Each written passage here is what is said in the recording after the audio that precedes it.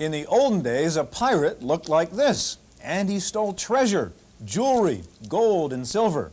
But nowadays, a pirate doesn't need a black eye patch, a sword, or even a wooden leg. All you need is a floppy disk and maybe a little ingenuity. We'll take a look at software piracy coming up on the Computer Chronicles.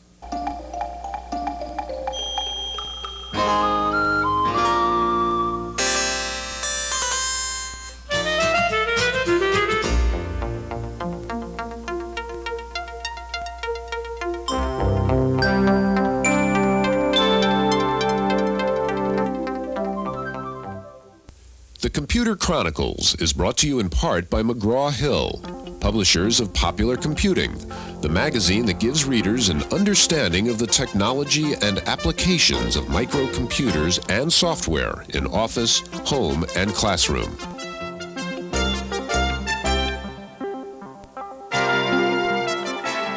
Welcome to the Computer Chronicles. I'm Stuart Chaffee, and this is Gary Kildall. And Gary, the subject today is software piracy. Now, Gary, I know a guy who at home has this tremendous collection of software disks piled high, and he proudly boasts to me, I didn't buy one of them.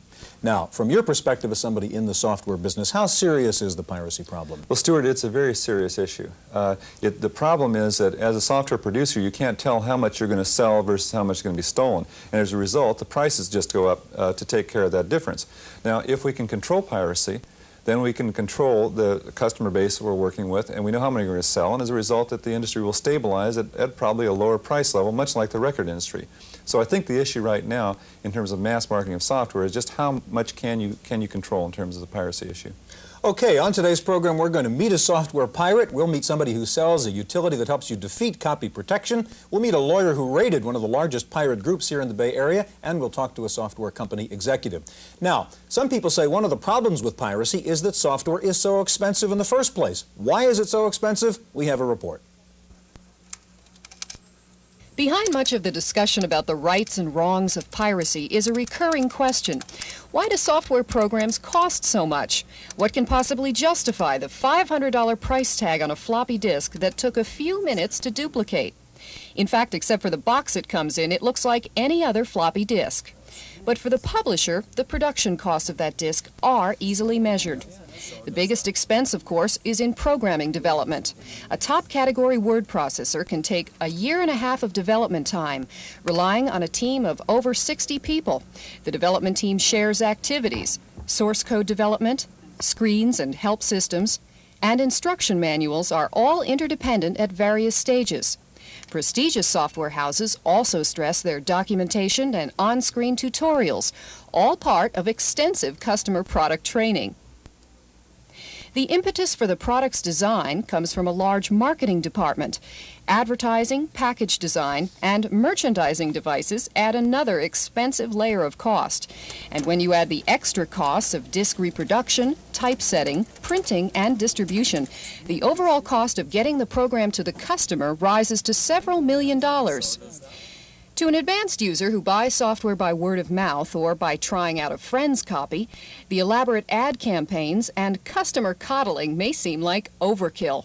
On the other hand, the first-time computer user may demand it. In any case, the expenses are considerable and genuine. But for the user, that doesn't make the prices of software any easier to pay.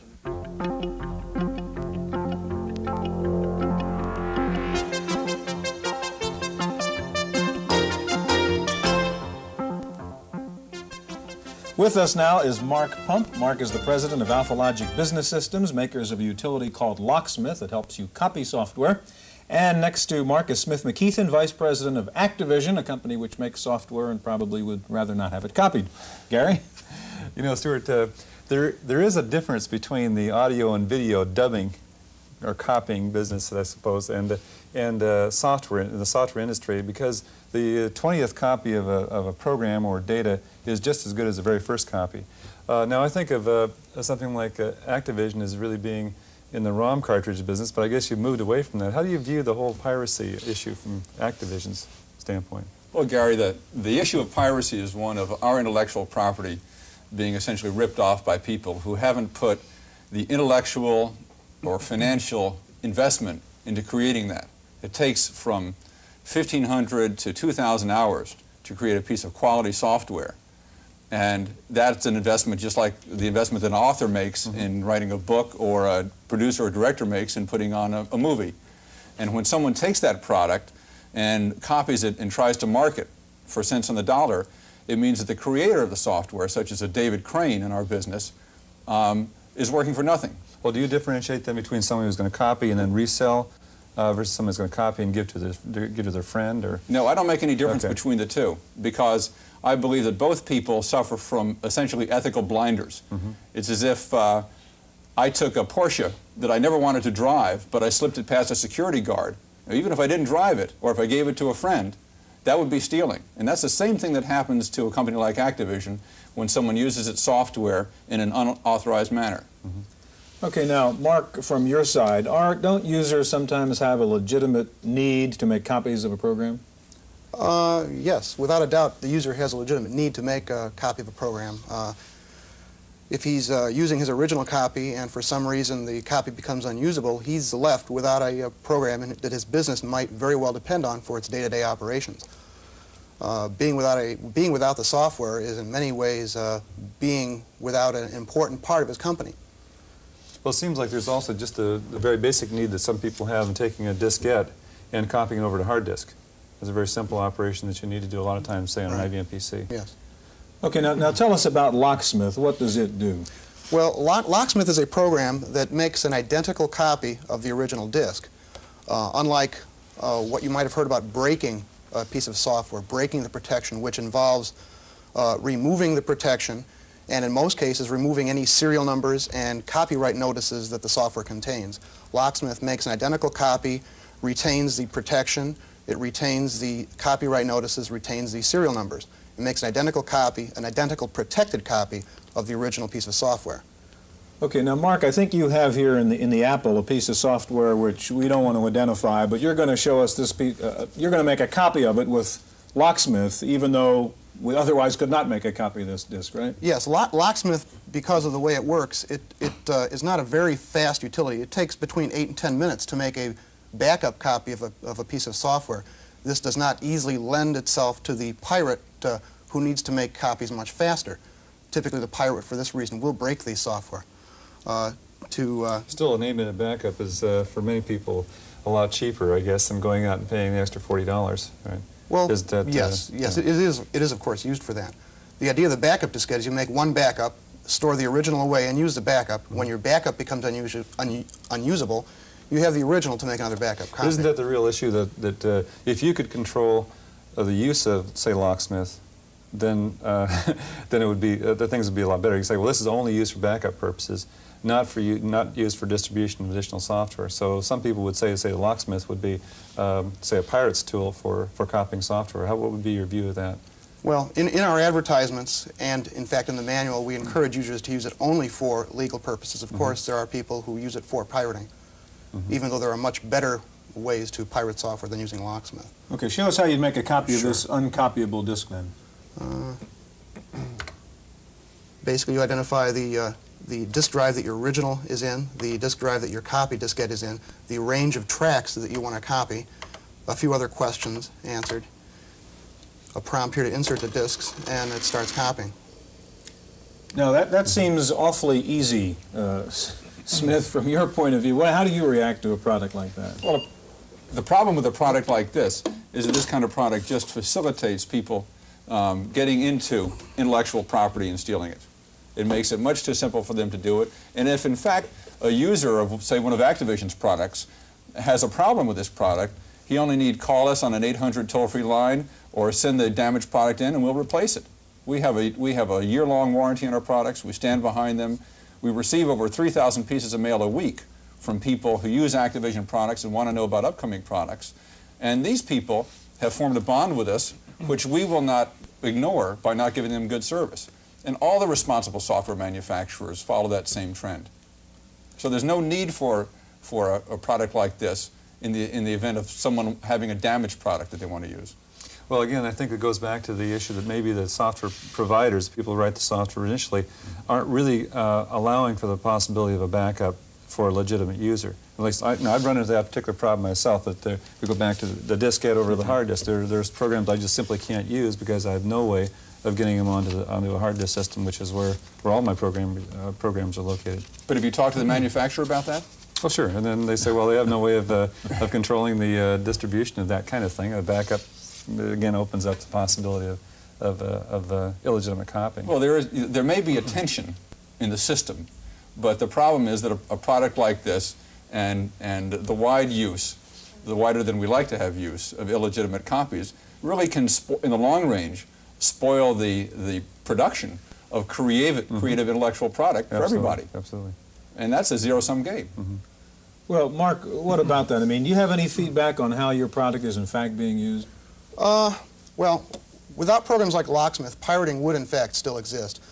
Sophisticated computer users, so-called hackers, don't need programs like Locksmith. They have the technical expertise to break or remove the protection from the software without actually making an identical copy of the original disk.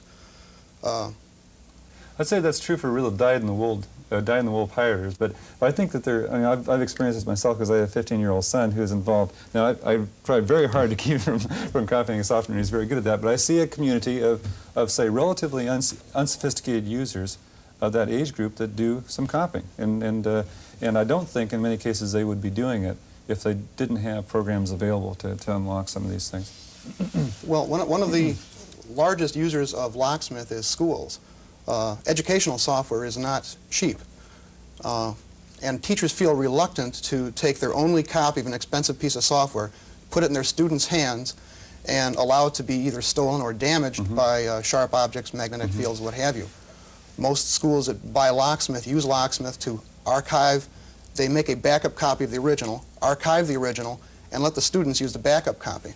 Thank you, gentlemen. Now, in just a minute, we're going to meet Captain Crunch, one of the original pirates. We'll meet a current-day pirate, and we'll meet a lawyer who busted the West Coast Computer Connection, an alleged band of pirates. That's coming up next.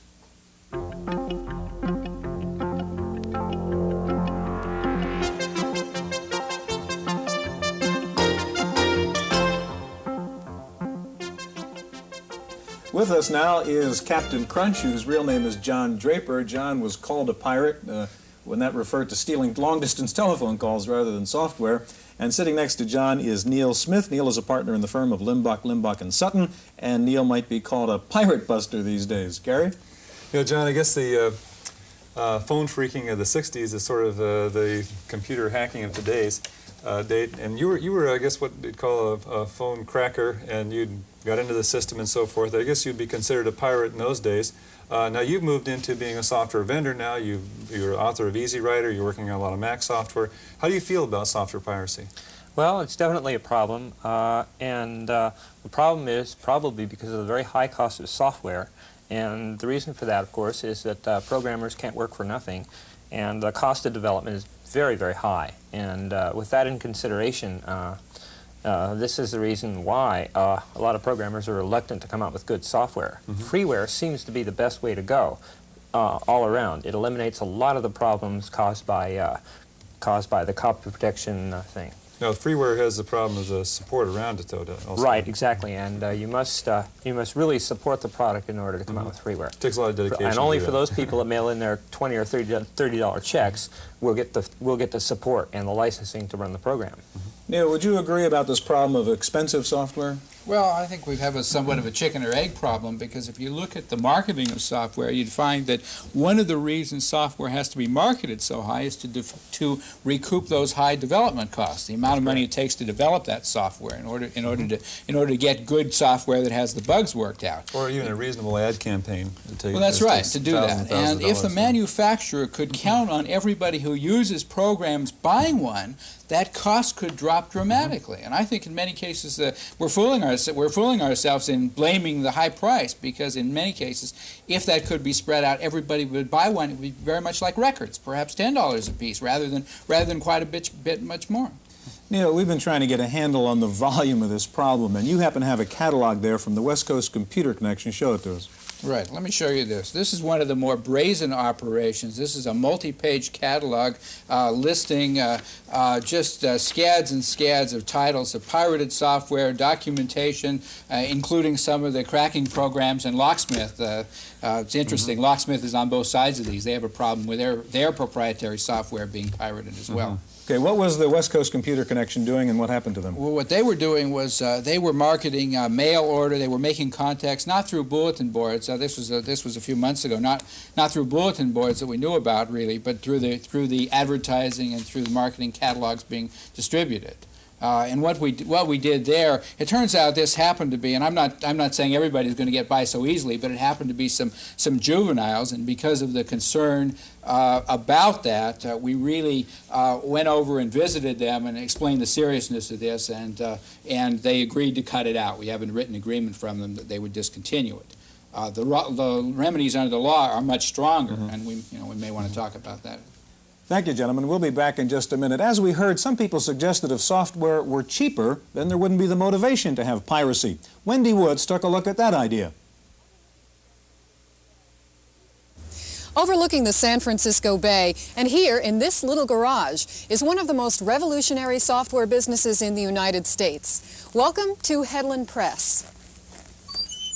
This is the home of freeware, specifically PC Talk, a communications program that's not copy protected. In fact, each shipment encourages piracy. You can copy freely every single diskette in a unique approach to software sales. I think what we've done is just address the whole notion of copy protection and piracy in a different way. And rather than restricting access to the program and appealing to people's dishonesty, we're giving wide access to the program and appealing to their honesty. This mom-and-pop operation claims 1 out of 10 people who copy PC Talk will pay the suggested $35 fee, and their letters tell the tale of appreciation. Well, all this is fine and good, but what does it mean for support? That's usually the biggest part of a software company's budget, and Headland Press stays on the phone quite a lot. What do they do if people haven't paid for the program? And we really found that we did better business by giving out the information, and if someone was using it and hadn't paid, and we could help them use the program, then they'd be more likely to pay us. Flugelman thinks the rest of the industry should take a lesson. He's getting important feedback, business, and appreciation because of his philosophy. He's not getting rich, but he is getting a surprising amount of gratitude. Reporting for the Computer Chronicles, I'm Wendy Woods. Thank you, Wendy. Joining us now is a young man who we're going to call Frankie Mouse. That's not his real name, but the guy who we're calling Frankie Mouse is a pirate, and he's going to show us quite an incredible demonstration. Gary? You know, Stuart, I think it's one of the important things we should mention is that by showing these activities on the show here, we're not really condoning them in any way. In fact, we're not condoning them at all. But I think it's a rare opportunity for us to get a chance to see just exactly what pirating is all about. Frankie, what's going on here? Okay, we're logged onto a bulletin board right now, and what you see on the screen are titles of text files that you can look at. The ones of interest right here are like Basics of Cracking 101, etc. If you're not already a pirate, these will tell you how to. So there's a little course on how to be... Basically, yeah, there's many parts to it. In fact, not all of it is displayed here. There's much more than what you see here. And these are Apple II oriented. If you want to look at one, just type the number of it, and it will start scrolling across the screen right here. I would like to have brought a 1200 baud modem. It would have gone a lot faster. Okay, so this is one of your how-to text files on a kind of... Basically, right. Well, first of all, they're not mine. Somebody else has written these, and basically they go all over the country. But this is a bulletin board that, a local bulletin board that people dial into from, we say, all over the country. So how many people are, let's say, would be involved in this particular activity here? Well, it all depends on the board. Some boards have got as few as 100 members. Some boards have got 2,000 and 3,000 members. Okay, now, so can we go on this bulletin board and actually get a piece of pirated software? There are items like that exist. For the Apple II especially, they're called AE lines. And that's it's not really a bulletin board, but it is a way of allowing you to call that computer and download files that have already been cracked. This particular bulletin board does not have anything like that. Okay. How many bulletin boards are there like this throughout the country, just as a guess? Do you have any idea at all? Hundreds or? Hundreds, maybe thousands. I have really no idea. They're all over the place, though. How do you feel about that? I mean, do you feel like it's why do you do this? What's the reason? Well, unlike West Coast Computer Connection here, we don't do anything like that for profit. Basically, it's just for fun and recognition. I mean, if you have a popular name, such as you mentioned the name Mr. Crackman to any pirate, and they'll know who you're talking about. They won't know who he is personally, but they'll know who you're referring to. So your interest is in I guess in the fun that you would have in actually cracking the program, and that's the activity that it's kind of like a game, mm-hmm. right? And, you know, you're outsmarting the software makers. Do you feel like that has any? Are there any moral issues at all that you're worried about? Well, you can't deny it. I guess it is stealing. I mean, you didn't pay for it, and now you have it. I mean, you've got it somewhere. That's stealing. Mm-hmm. I really can't say, though, how much software companies lose in revenue because, first of all, copied program is like free advertising in a way because it goes out. And among me and my friends, we have sort of a code of honor that we follow. If we have a program and we use it a lot, we like it, we will go out and buy it, simply so we have the manuals and the support and all that stuff. Frankie, if you could log off here, and I want you to show me your pirated DB master in a second. And Neil, while Frankie's doing that, how do you react to what you just heard from Neil as a guy who represents software publishers? Well, I think there's both a moral issue here and a legal issue. As we talked about before, and you know, Frankie didn't hear that, but he may catch it later. Really, the fact that people are using this software and not paying for it really means the software is a lot more expensive. And I think that there's an economic issue here that they really, if everybody was using it, paid a small amount, we'd probably have the price drop dramatically. The second part is illegal, and I'm happy to hear Frankie admit that it is in fact stealing. It is in fact a criminal act. There's a copyright infringement has been a crime and continues to be a crime. You can get a year in jail, perhaps more monetary fines, as well as use of trademarks where you do use the name of the trademark. We have a new criminal counterfeiting statute that provides up to 5 years in jail. So, okay, sure. Let's go back to Frankie. What do you have here now, Frankie? Okay, this is a popular program for the Apple II known as DB Master. And it's protected like crazy. You can't copy it conventionally. What did you do? What we've done to it is we've totally opened it up. I mean, you can copy it from BASIC right now. There's no protection whatsoever. And one thing that we found that was interesting when we did it is that DB Master is written for a large part in BASIC. I mean, most commercial programs are written in assembly language. So you're in the process of copying this right now, listing down. Right. What would it take, Frankie, for you to buy a program? I'm not sure I understand. Well, rather than steal it. So, is there any incentive that a manufacturer could provide for you to buy that program? Well, like I say, if I have a program that I use a lot, I'll buy it for the manuals and for the support. So I guess what I could say is to put out good manuals and support the product. Okay, gentlemen, Frankie and Neil, thanks a lot. Now, as we see, this is a complex issue with problems of morality and ethics and price and so on. Commentator Paul Schindler has some thoughts on the whole problem of piracy. Avast! I'll bet you never thought of old Paul Schindler as a pirate. But you know, there are some people who do. And that takes us to the heart of the software piracy question. Is it moral or isn't? Now, that's a hard question to answer, but I can tell you that software piracy is illegal, and the definition is pretty simple. It's piracy if you give away a commercial software program. That's right, you're a pirate even if you give it away. Now, most people don't think it's immoral unless you sell the program. Those two views are irreconcilable, and they cause a great deal of controversy in the software industry. As a result, software developers are constantly looking for ways to prevent software piracy. One of the most common, and the dumbest, is copy-proofing. Copy-proofing causes a lot of problems that I'm not going to get into right now. But the fact of the matter is that what's worst about copy-proofing is that it attacks the symptoms, not the cause, of software piracy. In my opinion, high prices cause software piracy. Now, I know that Lotus costs $700 because the developers want to make their money back. But the fact of the matter is that corporations can afford prices like that, and private individuals can't. Whether it's moral or not, expensive software is pirated a lot more frequently than cheap software. So my solution to software piracy is for developers to figure out a way to make cheaper software. That's my opinion. I'm Paul Schindler.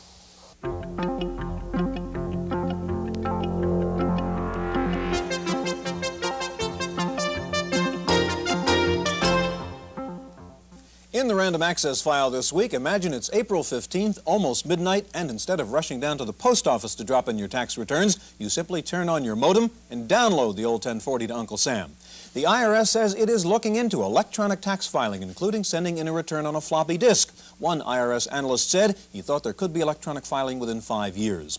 Meanwhile, just like Christmas baubles in October, software store shelves are filling up with tax preparation programs. There are an estimated 50 tax programs in the market this year, ranging in price from about $50 to more than $300. Some just help you prepare your returns, others actually help you in tax planning. Here's a list of 5 of the most well-known tax programs and their prices. Most of the tax software is available for the IBM PC and the Apple line.